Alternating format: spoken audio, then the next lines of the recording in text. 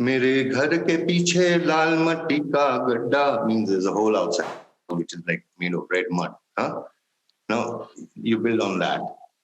So it's something that's there that you take from and then you build on that. The Oriental Arabic influences come from our, genetics probably. You understand what I'm saying? But there's also a genetic here also. हवाओं की मर्जी जो भी सही उनका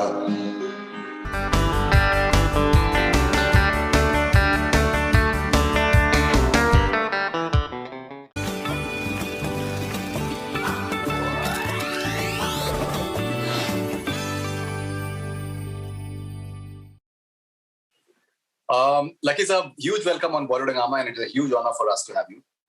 Thank you. All right, and sir, about your latest song that is coming up, Rehna Sake, with Sounds of Society. Please tell us something about it. And well, this was a song that I had recorded quite a number of years ago, and I experimented with it, and we really didn't reach anywhere. And then it was just also just that time that was actually expressing what the words were saying at that time. So it just seemed like the right song to at that time. You know what I mean? It was just during the pandemic, and that I felt that, okay, this is the right song to express your thought to to whoever listens. So. And so you've collaborated with this band called Narang. Yes. And tell us your experience of collaborating with them. Well, there are a bunch of very talented musicians who understand their craft, and they use that knowledge very in a very pleasing way. So that was what got me attracted to working with them in the first place. They're happy children. So having said that, then we experimented with the song in a different way. We had different instruments also from, I think one was from Iran and the other one also was from Iran, the one that Narang was playing. So it was amazing. The experience was good and the setting was good. We were, allowed to record in that very, very quiet setting of Mojigaon. So that itself is a total vibe in a musical sense, a place for people to perform. And so it was all in all a very positive experience for me. And then they tell me it's like world music, so they wanna, So it's a happy coincidence, yeah. Right. So for your first album, I believe you had a tough time convincing quite a few music labels because they wanted dance numbers, and finally BMG Krishnan happened. Now, when you have a platform like Sounds of Society that backs a song which is not run of the mill, but still as it has been proven that you have a huge fan base. There's a very loyal fan base that Lucky Ali has, and people love your music. Do you feel good about the fact that there are platforms like Sound of Society? Of course. I mean, at this time, this kind of post, mid, whatever we want to call it, lots of musicians don't have the opportunity to actually express their talent. And Sound of Society is doing something like that, wherein they are, promoting artists. I mean, in the sense, all the artists in Narang were new, you understand? So it was about them. It was more about the talent that they're trying to promote, get good musicians together to work with artists like me, for example. And it's the other way around, actually. So, so it's a good amalgamation, and it's a good connect for like-minded, artists and stuff. So is it possible to have a couple of lines from you of Rehna Sake? Okay, I'm coming out with a song which Ankur Tiwari wrote for me. And we recorded this song in different places, in India as well as in, like we performed before we recorded it. So it's just two lines.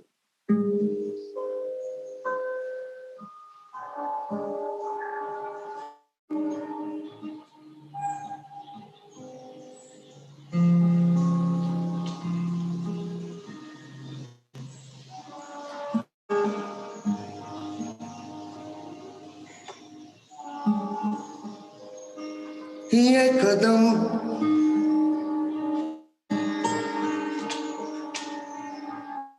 बेफिकर हर डगर चले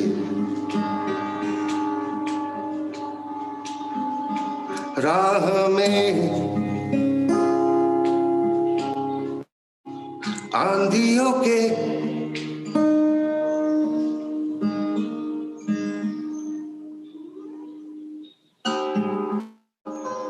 हवाओं की मर्जी जो भी सही उनका वास्ता मंजिलों से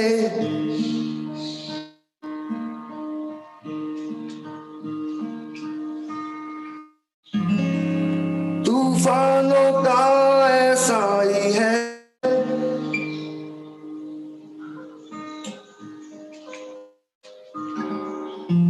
आंखों में धूल झोंक के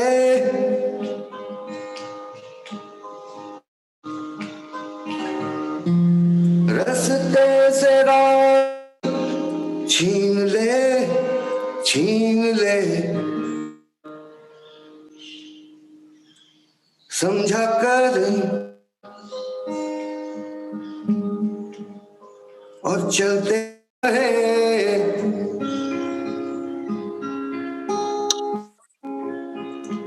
ये कहना नहीं बताया नहीं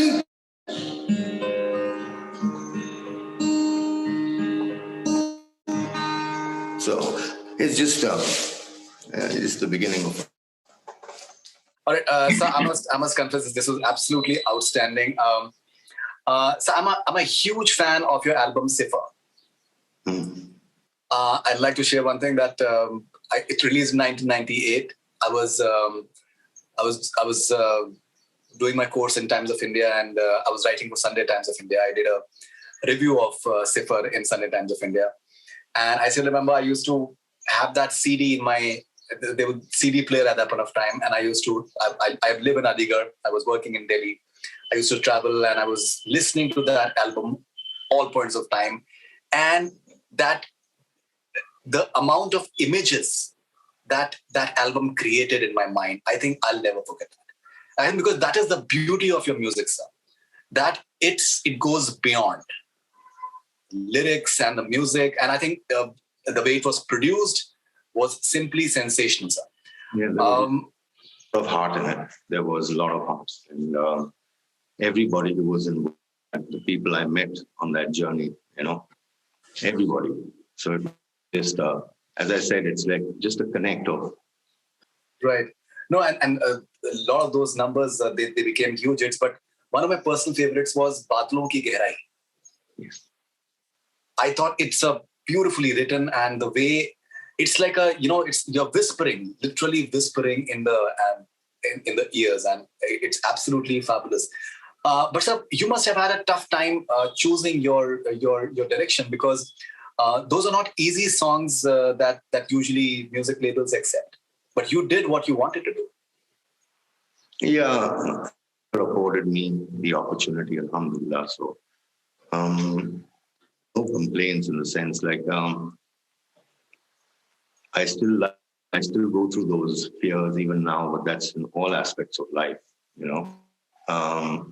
of you're trying to get across. And You try to express it in the best way that you can. As a lyrics has been very, very important for you always, because you're telling a story. All your songs, you're trying to say something. There is your philosophy that you're trying to communicate. Your sense of journey that you're trying to communicate. How do you come up with the final lyrics for all your songs? Well, you just try to express what's going on in your head at the moment, and that makes sense. It makes a song. Like, for example, मेरे घर के पीछे लाल मट्टी का गड्ढा means there's a hole outside which is like made of red mud. Huh? No, you build on that. So it's something that's there that you take from, and then you build on that. It's just a hole in the ground. Then you start putting your ideas into, like, you structure it. It's just like that.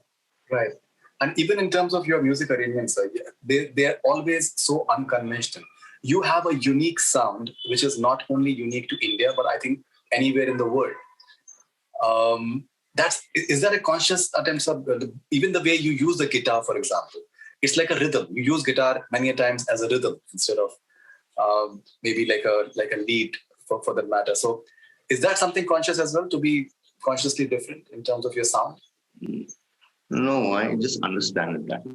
Like, there's nothing unconscious about it. Of course, you're responsible for what you do, the entirety of the expression. So you take responsibility for that. And you must try to work as possible for there not to be, like, what do you call, heart mistakes or other mistakes. You understand what I mean? That. So those things, it's about keeping things together. And so I don't know how you understand it, but this is how I understand. But you like to have Oriental sort of influences, Arabic influences. You like that? Well, that's because of the Oriental Arabic influences come from our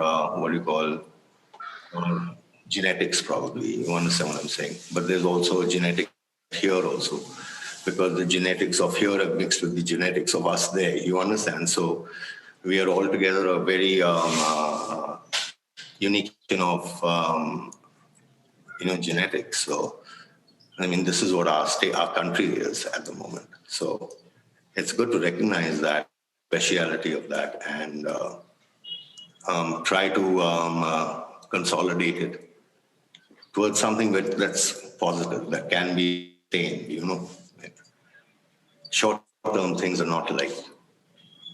So when you think even your music should be long-term, I'm talking in terms of my music. So absolutely. So your mother had roots in Pashtun and Bengal, so I think, and both very culturally rich and artistically rich. So yes. I think maybe.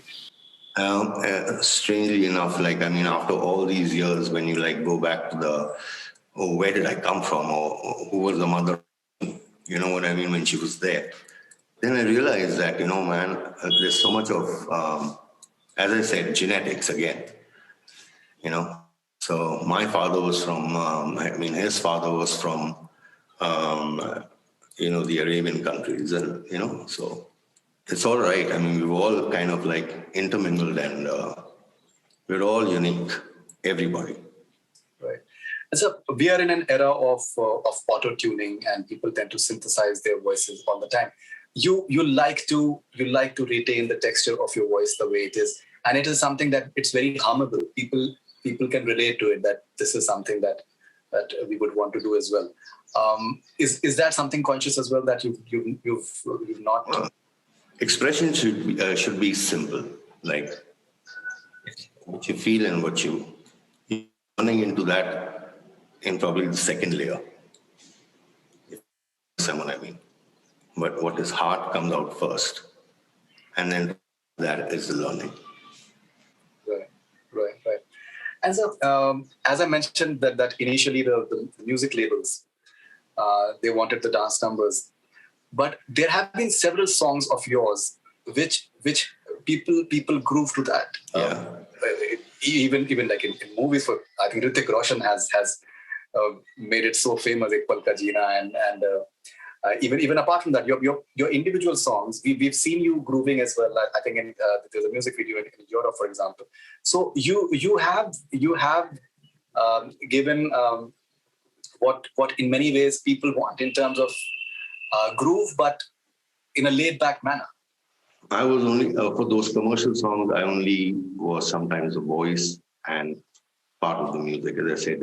That, and then all the other knowledge that followed is that. So they took it according to the direction that they wanted to go. You know, that was a commercial thing. And but what I did was just that. So that was my space. Right. And apparently you've not seen KahoNaaPyaarHai. Not yet. But it was nice to do that song for him. He was fresh and he wanted to, achieve something in the industry. So being in the cinematic field, like, you knew about this. So you gave respect to where it was due in terms of how, we looked at individuals from the cinema field. So. Right. But even Tum Jaano Na Hum, I think one of the classiest romantic songs ever. Yeah, that was Raju. Raju always made sweet. I just sang in that. I did the extra things in it. And we don't even know why we did that. We lost the way, so. Right. And so, as I mentioned about certain songs of yours that people groove to, like there is a song TereMereSaath jo Hota hai. Now that's a song that I'm sure that even in your concerts people groove on that, right? Yeah, because it says something. It talks about a vibe, and it is self-evident with the people you're with. It's like love the one you're with, or be with the one you're with, or, that kind of thing. That's what the song was, but it also addressed other issues of like, growing up and, dealing with them. So.